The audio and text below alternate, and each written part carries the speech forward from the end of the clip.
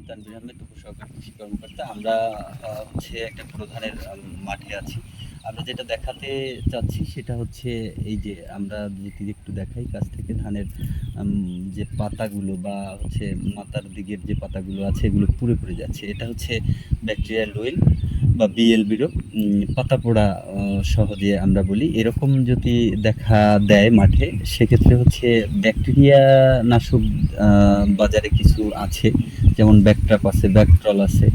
হ্যাঁ, এই জাতীয় যে ব্যাকটেরিয়া নাশকগুলো আছে এটা স্প্রে করতে পারেন প্রতি লিটারে হচ্ছে 1.5 গ্রাম হারে।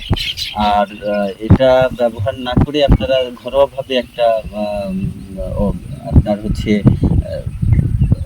ঔষধ তৈরি করে ব্যবহার করতে পারেন। সেটা হচ্ছে 100 গ্রাম সালফার, 100 গ্রাম পটাশ বা ফাস্ট পটাশ, আর 5 গ্রাম চিলেটেড। এটা যদি আপনারা 16 লিটারের ড্রামে ভরে স্প্রে করেন বা ব্যবহার করেন, তাহলে হচ্ছে আপনার ফসল এই বিএলবির হাত থেকে রক্ষা করা যায়। আর এমনটা যদি বিএলবি দেখা দেয়, তাহলে হচ্ছে আপনারা প্রতি বিঘা প্রতি 6 থেকে 7 কেজি পটাশ সার যদি উপরি প্রয়োগ করেন, তাহলেও দেখা যাবে যে এই সমস্যাটা অনেকটা কমে আসবে।